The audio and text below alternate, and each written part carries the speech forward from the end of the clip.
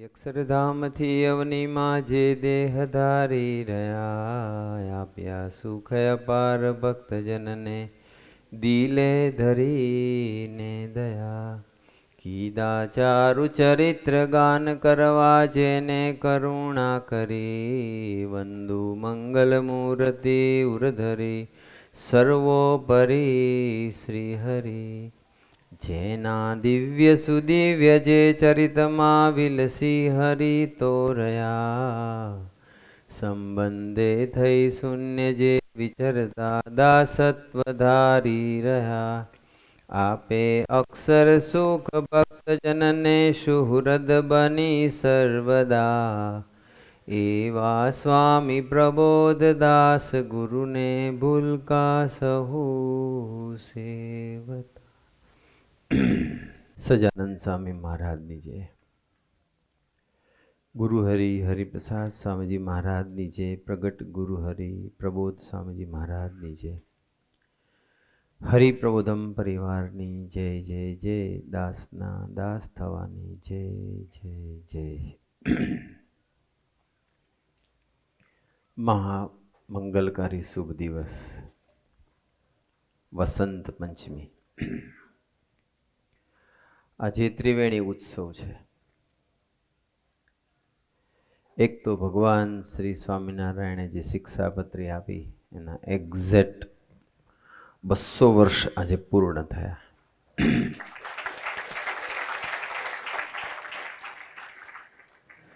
બીજી બાજુ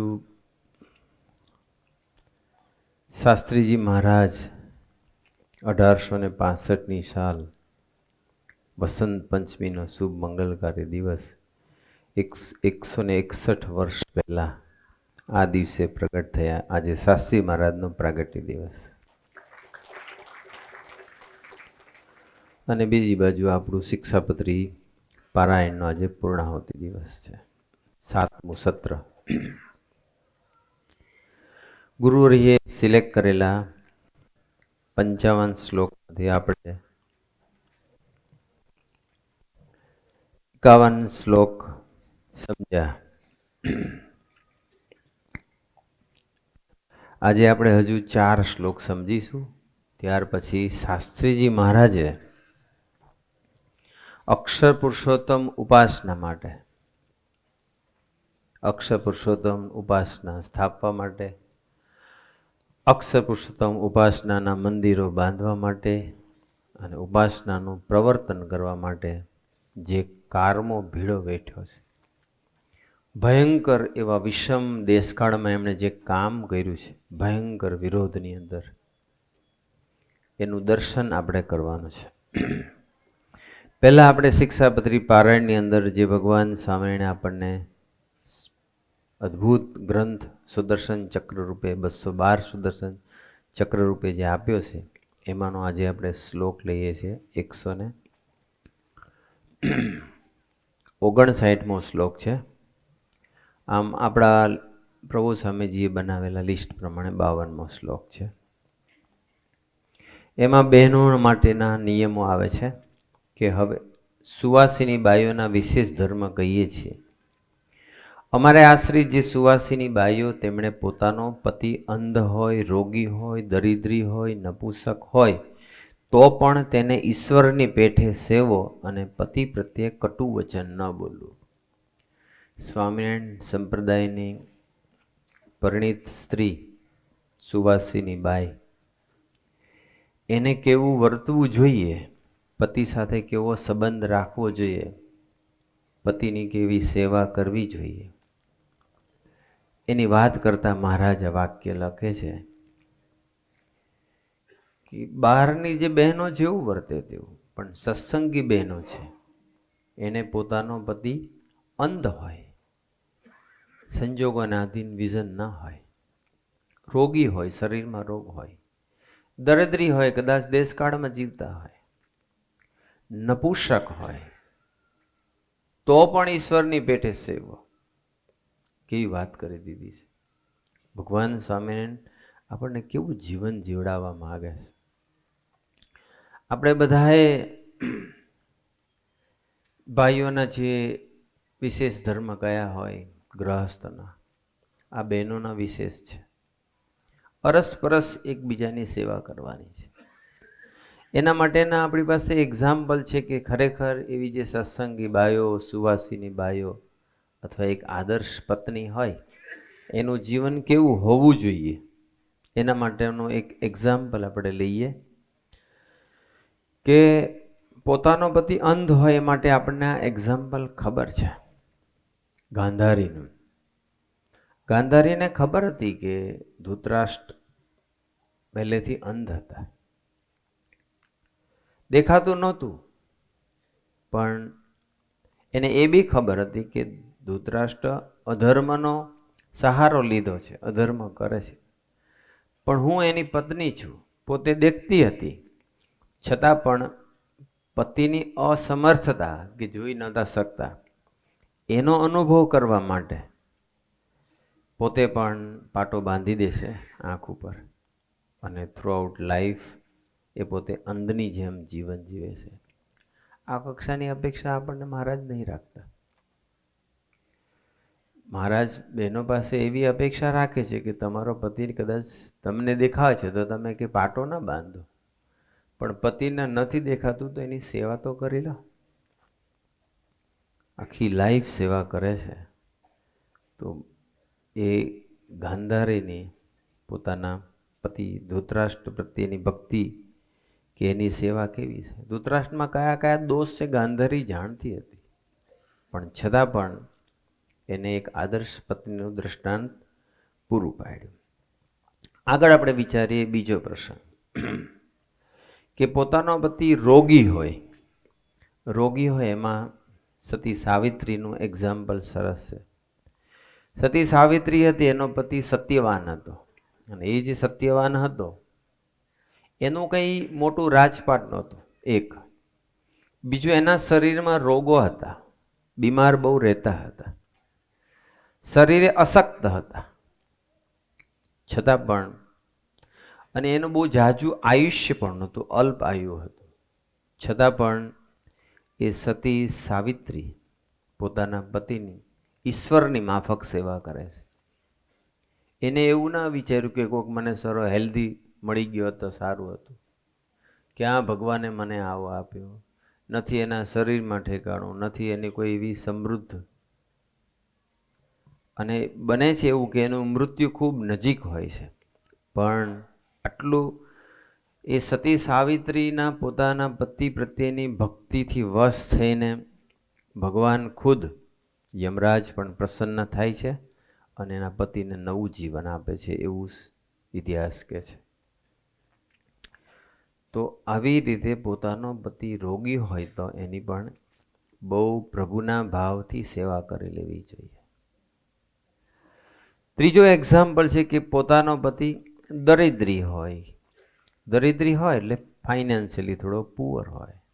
એના માટે આપણને ખબર છે કે સુદામાનું એક્ઝામ્પલ. સુદામા ખૂબ ગરીબ હતા, ઘરમાં ખાવાના પણ ફાંફા હતા, આમ સરખી રીતે જીવન ચાલતું ન હતું, જરૂરિયાતની વસ્તુઓ પણ પૂરેપૂરી મળી શકતી ન હતી. એને ખબર હતી કે એમના મિત્ર કૃષ્ણ બહુ સમૃદ્ધ છે, રાજા છે, ભગવાન છે. નો ડાઉટ એ પોતે કહે છે ખરી, છેલ્લે કહે છે બી ખરી કે તમે તમારા મિત્રની સહાય તો લો, પણ એને કોઈ દિવસ ટોણા નહીં મારેલા, એને કોઈ દિવસ કટુ વચન નહીં કહેલા સુદામાને.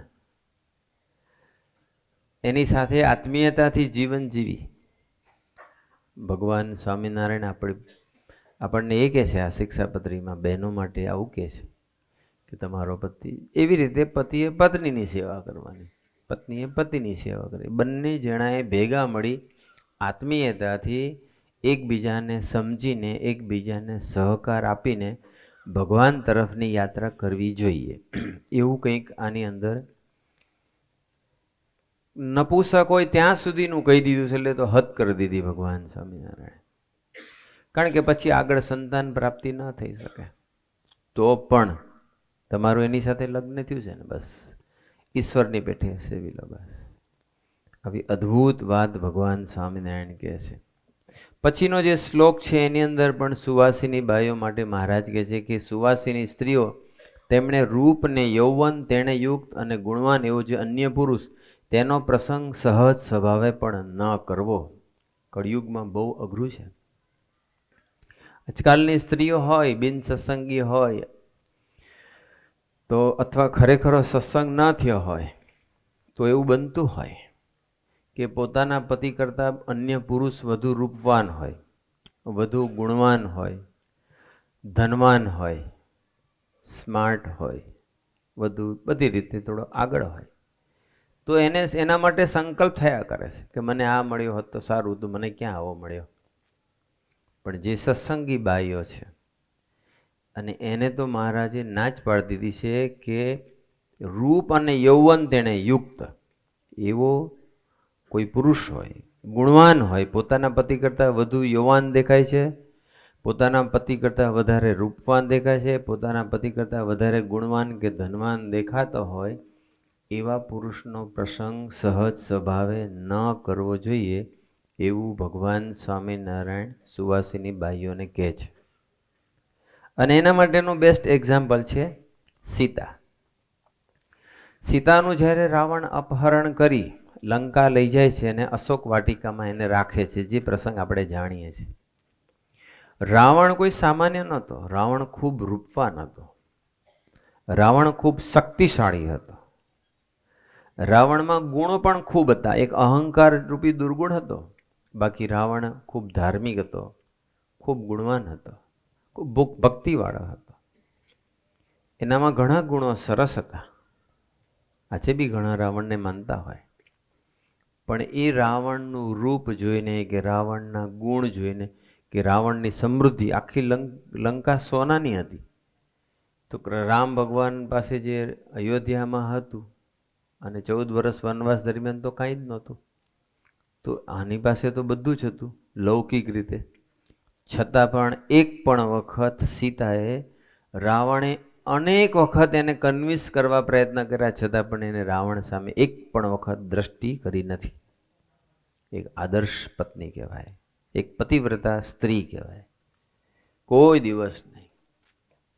બાકી એમ વિચારો જ કે હવે મારા પતિ તો આમ છે ને તેમ છે ને, એ તો રામ હતા એટલે તો બરાબર છે. પણ રામ ના હોય અને કોઈ સામાન્ય પતિ હોય અને પછી એના કરતાં વિશેષ કંઈક બીજામાં જોવા મળે અને પછી બીજા પ્રપોઝ કરે, તો સામાન્ય સ્ત્રી હોય જેના જીવમાં સત્સંગ નથી ઉતર્યો, એનું મન કે એનો વિચાર કે એનો નિર્ણય બદલાઈ જાય. પણ ભગવાન સ્વામિનારાયણે ના પાડી. અમારી જે સુવાસિની બાઈઓ હોય, સ્ત્રીઓ હોય, એને અન્ય પુરુષ સાથેનો પ્રસંગ સહજ સ્વભાવે ન કરવો. રૂપવાન હોય, યૌવાન હોય, ગુણવાન હોય, એની સાથે ન કરવો એવું મહારાજે આવા શ્લોકની અંદર કહી દીધું. પછી આગળ આપણે વિચારીએ કે એક સત્સંગી બહેનનો એક પ્રસંગ છે. એક સત્સંગી બહેન સત્સંગમાં રેગ્યુલર આવે, નિયમિત સભા ભરે, નિયમિત સત્સંગ કરે. એના જે હસબન્ડ હતા, એના પતિ જે હતા, એ બહુ સિમ્પલ હતા, મધ્યમ વર્ગના હતા, ભોળા હતા. પણ એ જ્યાં રહેતા હતા એની સોસાયટીની અંદર, એના ઘરની નજીક પાડોશમાં જ બીજો એક યુવાન રહેતો હતો. બેન થોડાક કંઈક હશે દેખાવડા, પેલો પુરુષ પણ દેખાવડો હશે, એટલે એની નજર આમના તરફ જતી હતી. એને ખબર હતી કે આ સત્સંગી છે અને આ પરિણીત છે. છતાં પણ પેલો સત્સંગી નહોતો, સોસાયટીમાં રહેતો. બીજું કંઈ નહીં, પણ એની સાથે ફ્રેન્ડશીપ બાંધવા માટે એને બહુ પ્રયત્ન કર્યો. મારી સાથે તમે દોસ્તી રાખો, બસ, બીજું કંઈ નહીં. પણ સત્સંગી બેન જે હતા ને, એને ખરેખર શિક્ષાપત્રી તરફ નજર હતી. શિક્ષાપત્રી પ્રમાણે જીવન જીવવાનો દ્રઢ સંકલ્પ હતો. ભલે ને બીજો પુરુષ ગમે તેવો પૈસાવાળો હોય, હેન્ડસમ હોય, ગુણવાન હોય, અને ભલે એનામાં બધું સરસ લાગતું હોય, બધું ગમે તેવું હોય, પણ હું મહારાજની દીકરી છું અને મહારાજના ગમતામાં મારે વર્તું છે, એ એક પણ વખત પેલાના શબ્દોમાં આવતી નથી અને એને સ્પષ્ટ ના પાડી દેશે કે મારા પતિ ગમે તેવા છે પણ મારા માટે એ પરમેશ્વર સમાન છે. પણ એ બેન શિક્ષાપત્રી પાળે છે. એટલે ભગવાન સામે એણે બહેનોને પણ આવી અદ્ભુત આજ્ઞા કરી દીધી છે, જેથી કરીને ઘરમાં કોઈ પ્રશ્ન ના થાય.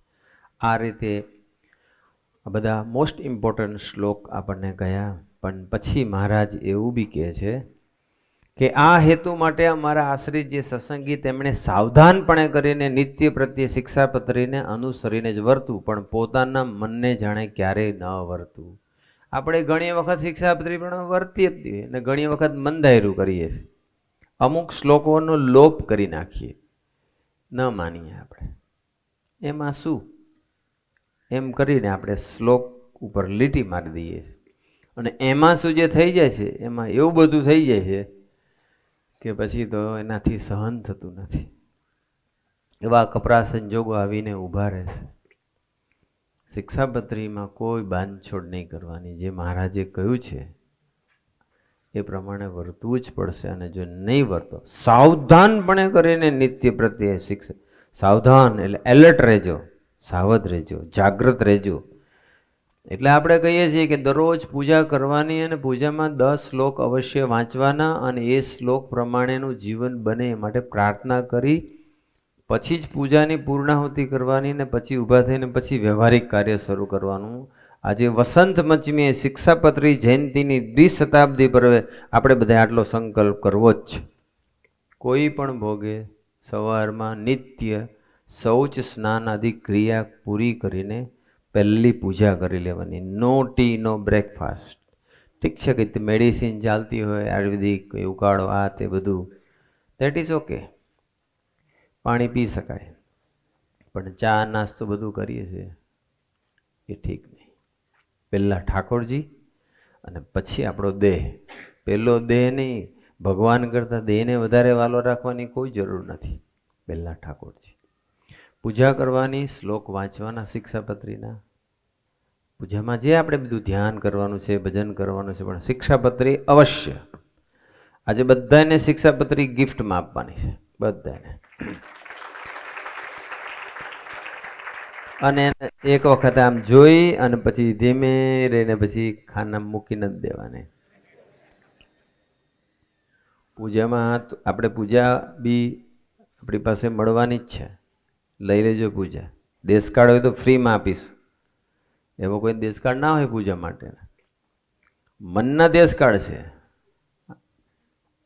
પેલા કોઈ દેશકાળ નડતા જ નથી. આજે આપણે ભગવાન સામેને આટલું પ્રોમિસ આપવું છે. બસ અમે નિયમિત પૂજા કરીશું, નિયમિત શિક્ષાપત્રીનો શ્લોક વાંચીશું અને એ પ્રમાણે અનુસરીશું. મનને જાણે અમે નહીં અનુસરીએ, મનમુખી નહીં કરીએ, શિક્ષાપત્રીનો લોપ અમે નહીં કરીએ. ભગવાન સ્વામિનારાયણ, એક વખતનો પ્રસંગ છે. ભગવાન સ્વામિનારાયણ છે ને બરવાળા ગામમાં પધારેલા. એક હરિભગત હતા અને એ હરિભક્તે કીધું કે મહારાજ અમારા ડેલામાં આવો. ડેલામાં આવ્યા, ઓરડામાં બેઠા અને પછી મહારાજને જમાડવા હતા. હવે એ ડેલાની અંદર 2 ઘર હતા. એમાં એક ઘર એના ભાઈનું બી હશે, એક એમનું હશે. અને એમને એમ કે ભાઈનું ઘર ખાલી છે ને ભાઈ નથી, તો એમાં બેસાડું મહારાજને. પેલા ઘરમાં કદાચ રસોઈ બનાવવાની એવું કંઈ પ્લાનિંગ હશે. અને પછી મહારાજને સંતો બધા બેસે છે. અને પછી એ સીધું સામાન લેવા માટે બહાર જાય છે. અને જ્યાં એ સીધું સામાન લેવા જાય છે અને ત્યાં જ થોડી વારમાં એનો ભાઈ આવે છે. હવે એનો ભાઈ સત્સંગી નહીં અને મહારાજને પેલા એ કહેલું નહીં કે અમારો ભાઈને સત્સંગનો વિરોધી છે, આ એનું ઘર છે, એવું કહ્યું નહીં. મહારાજે તો એને જેમ કહ્યું એમ કર્યું. અને એનો ભાઈ આવ્યો અને આવીને પછી એને ગુસ્સો કર્યો. મહારાજ ઉપર જ ગુસ્સો કરવા લાગ્યો. તમે કોને પૂછીને અહીંયા આવ્યા છે? તમે કોની રજા લીધી હતી? આ ડેલો તમારો છે? મેં તમને રજા આપી છે? કોને પૂછીને અંદર કરી ગયા તમે? એવી રીતે મહારાજને ખખડાવે છે. એટલે મહારાજ પેલો હતો નહીં, જે એનો ભાઈ, એ સીધું સામાન લેવા ગયો હતો. એટલે મહારાજ પછી કહેશે સંતોને અને હરિભક્તો જે કંઈ આવ્યા હતા એ બધાને કહેશે કે શિક્ષાપત્રી આપણે જ લખી અને હવે આજે આપણે જ લોપી. મહારાજે કંઈ લોપી નહોતી, પણ એ જેની પેલાની બિન સત્સંગી હોય તો એની પ્રોપર્ટીમાં જવું હોય તો એની પરમિશન લેવી પડે, એમાં ધણીની આજ્ઞા લેવી પડે. એ સમહાવ પેલાની ભૂલને લઈને નહોતી લીધી. મહારાજ કે આપણે શિક્ષાપત્રી લખી અને આપણે લોપી, એટલે હવે ચાલો ચાલી નીકળો. પછી મહારાજ નીકળી જાય છે. ગુણાતીતાનંદ સ્વામી આ વાતમાં લખેલી છે આ પ્રસંગ, અને એમાં કહે છે પછી મહારાજ એ નાવડા ગામ જતા રહેશે બરવાડાથી, અને નાવડે ગાડામાં બેસીને જાય છે, અને તે વખતે એનું પેલું ડોરણું હોય એટલે ઉપરનું જે રૂફ એ હોતું નથી, ખુલ્લું હોય છે, અને ડાયરેક્ટ સનલાઇટ આવે છે. એને લઈને ખૂબ સખત તડકો હતો એ દિવસે, ચામડી લાલચોળ થઈ ગઈ હતી. મહારાજ કે હજુ અમને સાંભળે છે, શિક્ષાપત્રીનો લોપ ન કરવો જોઈએ. મહારાજે પોતાના ઉપર લઈને આપણને સમજાયું કે શિક્ષાપત્રીનો અલ્પ પણ લોપ કરશો ને તો પણ તમને દુઃખ આવ્યા વગર રહેશે નહીં. તો મહારાજે બહુ જે આજ્ઞાઓ કરી છે, બધી જ આજ્ઞા ઇમ્પોર્ટન્ટ છે. જો એનો લોપ કરશો તો દુઃખ આવશે જ. માણસને જ્યારે દુઃખ આવે છે અને પ્રસંગમાંથી પસાર થાય છે ને ત્યાં સુધી સમજાય છે, ત્યાં સુધી ઉપદેશથી કોઈને જલ્દી સમજાતું નથી. અને જે ખરેખર ઉપદેશથી સમજી જાય ને એ ઉત્તમ ભક્ત કહેવાય. અને પ્રસંગમાંથી પસાર થાય ને દુઃખી થાય ને પછી સમજે એ સામાન્ય કનિષ્ઠ ભક્ત કહેવાય. આપણે ઉત્તમ ભક્ત થવું છે. મહારાજને જે કીધું છે એમ કરવા જ માંડીએ એ ઉત્તમ ભક્ત છે. અને છેલ્લે મહારાજ એવું કહે છે કે અને જે ભાઈ આ શિક્ષાપત્રી પ્રમાણે નહીં વર્તે તે તો અમારા સંપ્રદાય થકી બહાર છે, એમ અમારા સંપ્રદાયવાળા સ્ત્રી પુરુષ તેમને જાણવું. મંદિર આવતા હશું, સભામાં આવતા હશું, કદાચ નિયમિત આવતા હશું, પૂજા બી કદાચ કરતા હશું, દશાંશ વિશાંશ બી કદાચ કાઢતા હશું, બધું જ કરતા હશું, પણ શિક્ષાપત્રી પ્રમાણે જો નહીં જીવો, કપાળમાં તિલક ચાંદો બી કરતા હશું, પણ શિક્ષાપત્રી પ્રમાણે નહીં જીવો તો ભગવાન સ્વામી કહે છે તમે અમારા સંપ્રદાયમાં ભલે ના આવતા તો પણ સંપ્રદાય થકી બહાર જ છો, એમ તમારે જાણી લેવાનું. આ મહારાજે વાત કરે છે. મહારાજના વખતમાં એક વખત મહારાજ કાલવાણીની ધરતી પર હોય છે, અને પછી ભગવાન સ્વામિનારાયણે તે વખતે પ્રબોધિની એકાદશી હોય છે, કારતક સુધી એકાદશી, પ્રબોધિની એકાદશી. અને એ દિવસે મહારાજ સ્નાન બધું પૂરું કરી અને પછી મહારાજ સભા કરવાનું કહે છે, ગાદી તકિયાને બધું નખાવે છે. એવાની અંદર એક બે બાઈ, હરબાઈ અને વાલબાઈ નામની બે વૃદ્ધ બાઈઓ, જે આત્માનંદ સ્વામીની શિષ્યાઓ હતી, અને એ પણ આવે છે. આવે એનો વાંધો નહીં, પણ જે જગ્યાએ મુક્તાનંદ સ્વામી આદિક જે વડીલ સંતોના ગાદી તકિયા નાખ્યા હતા ત્યાં બેસી ગઈ, અને એની બાજુમાં એના જે શિષ્યો હતા, બાઈઓ ને ભાઈઓ, એ બધા પણ ગોઠવાઈ ગયા, વીંટળીને બેસી ગયેલા. એટલે મહારાજે પછી જોયું કે વડીલ સંતો બધા ભાગી ગયા, કારણ કે પેલી ત્યાં જ આવી ગઈ, અને જો સ્પર્શ થઈ જાય તો સંતોનો ઉપવાસ પડે. એટલે પછી તો બધા જતા રહ્યા, સંતો જતા રહ્યા.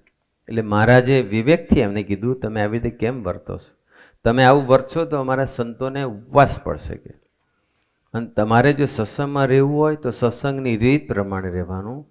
તમારે પુરુષોને ઉપદેશ નહીં કરવાનો, બાઈઓએ પુરુષોને ઉપદેશ કરવાની જરૂર નથી. પેલું બધું કીધું ને તો બંને બાઈઓ છંછેડાઈ ગઈ, અને એ તો બોલી કે અમે તો છે ને જીવન મુક્તા છીએ, કે અમે આથી બધાથી પરથી, અમને તો કાંઈ થવાનું જ નથી, અમારી દ્રષ્ટિમાં તો સ્ત્રી ને પુરુષનો કોઈ ભેદ નથી, અમે તો બધા એને સૌ હાડકા ને માંસના પ્રાણીઓ જ સમજીએ છીએ, અને અમે તો બાળપણથી જ બ્રહ્મચારિણી છીએ, અને અત્યાર સુધી અમે બ્રહ્મચર્યનો લોપ નથી કર્યો, અમને કામ વ્યાપ્યો નથી, તો હવે તો અમે વૃદ્ધ અવસ્થામાં છે, અમને ક્યાંથી કામ વ્યાપી જવાનો છે? તમે આજકાલના આવેલા છો, તમે અમને શું ઉપદેશ કરો છો? એમ કરીને બધું પોતાનું બસ સ્વચ્છંદી, મનમુખી અને અહંકારી એ જીવનનું દર્શન કરાયું. અને પછી તો બહુ બોલવા લાગી. એટલે મહારાજ પછી વોર્નિંગ આપી કે જો તમે આવું આવું કરશો તો અમે તમારામાંથી છૂટા પડી જશું અને અમારો પંથ જુદો ચલાવીશું. મહારાજને પછી છે ને મુક્તાનંદ સ્વામી કહે છે કે મહારાજ આ બે બાઈઓ છે ને એ રામાનંદ સ્વામીના વખતમાં પણ આવું જ કરતી હતી, ત્યારે પણ એ બે બાઈઓ અને ત્રીજો એક રઘુનાથ હતો, એ ત્રણેય ખૂબ અભિમાની હતા અને બહુ છકમાં બધા વર્તા હતા ત્રણેય જણા. એટલે મારું તો માનવું છે કે આવા જે હોય એને ન રાખવા જોઈએ એમ. એટલે મહારાજ પછી એને કહે છે કે આપણે એક વખત સમજાવી જોઈએ.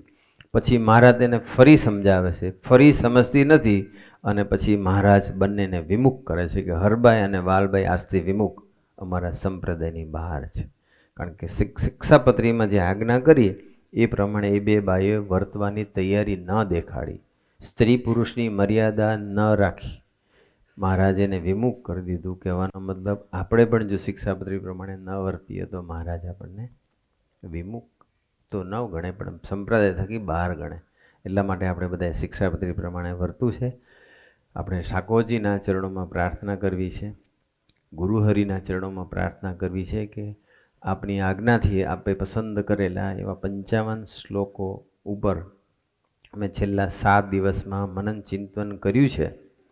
અત્યાર સુધી શિક્ષાપત્રી પ્રમાણે અમે વર્ત્યા, ન વર્ત્યા, ઓછું વર્ત્યા, જેવું વર્ત્યા હોય એવું, પણ અમને માફ કરજો. અને હવે પછી અમે મહારાજની જે શિક્ષાપત્રી પ્રમાણે સમ્યક વર્તી શકીએ એ માટે અમને ખૂબ ખૂબ બળ બુદ્ધિને શક્તિ આપજો.